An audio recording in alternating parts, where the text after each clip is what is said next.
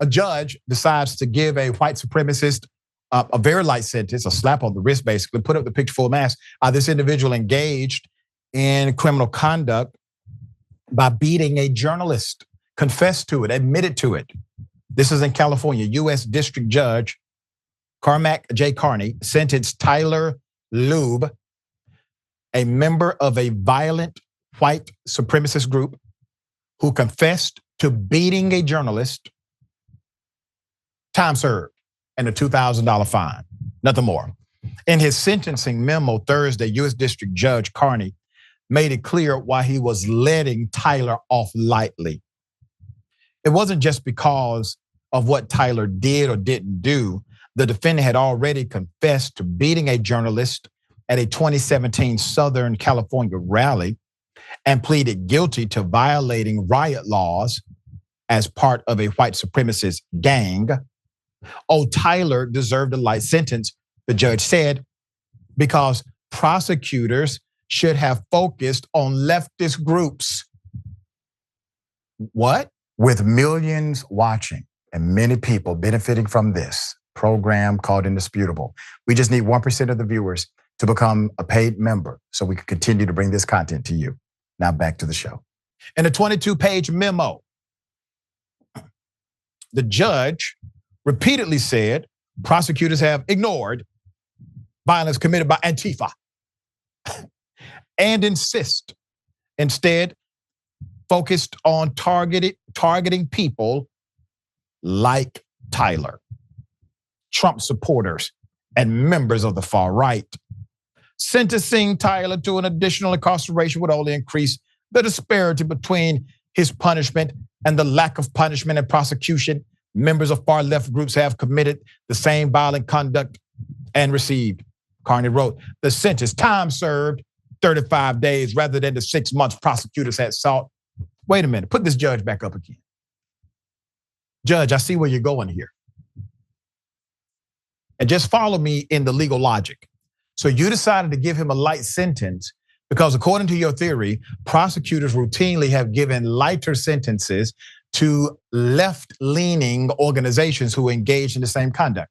So that is your proclamation, that is your belief, and that is your judicial statement on the record. So can we take it a step further? Are you now willing to let every black man go because of the light sentence given historically to white men for the same criminal conduct as black men have been charged with? Typically, black men get a harsher sentence under the same condition and white men get a much lighter sentence. Will you now engage in evening the odds, as I guess you are attempting to do here based on your judicial statement? Are you willing to do that as well? Because these are criminal cases, sir. Which means if the logic can apply here, left, right, it should be able to apply there, black, white. The same day, Tyler received a sentence at the federal courthouse in Santa Ana, California, the largest ever prosecution of members of Antifa in American history, was going to trial just 89 miles away in San Diego. The last two defendants in the San Diego 11, members of Antifa charged with committing violence against Trump supporters in January 2021, were sitting before a jury. So the judge was historically inaccurate, by the way, factually inaccurate by what he provided for the record. The 9 co-defendants have already been sentenced, some of them to years in prison for their crimes. Once again, the judge provided a statement outside of truth. It was not factual. The two cases are not perfect parallels. Tyler was charged and sentenced in federal court, while the two Antifa defendants in San Diego, Jeremy White and Brian Lightfoot, were charged by a local DA in the state court. But both cases involve fights between the far left and the far right at protest.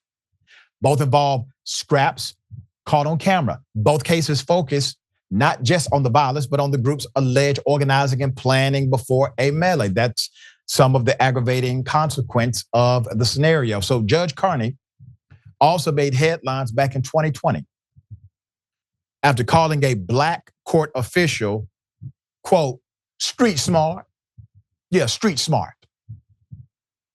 And had resigned as chief district judge over the racially charged comment.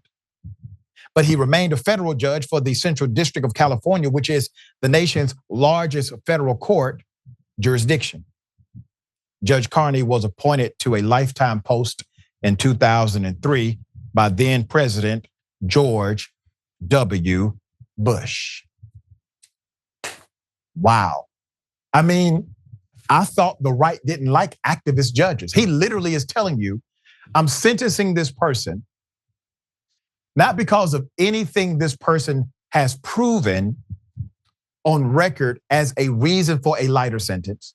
It is not because they have provided some type of amazing recovery, rehabilitation, change of mind about who you are or were at that time and who you are today. Nothing. None of those normative dynamics that typically would be a consideration for a judge. It's based on you. This is based on the judge's political ideology and the judge's assertion that somehow people on the left just are not prosecuted heavily enough for the same crimes. Wow. All right, Jackson, there's a whole lot of there to this, but it's been swept under the rug. Yeah, well, it always, the faux principality of the right always cracks me up. This is about as principled as the Arizona Supreme Court going back 160 years to just do what they want. To come up with some law that was passed 48 years before Arizona even became a state to ban abortion.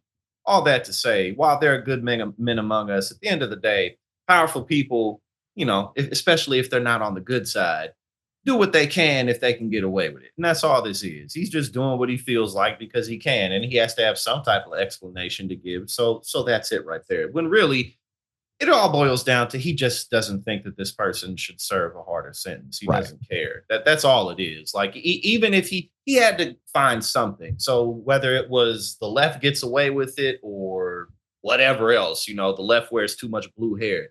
It could have been anything. He just did what he felt like doing at the end of the day, upholding an ideology that he follows. Yeah, I mean, it's quite extreme. It's really unheard of for a judge to offer that in the official statement as to why they decided to go light on somebody. Does this create precedent? All right, we shall see.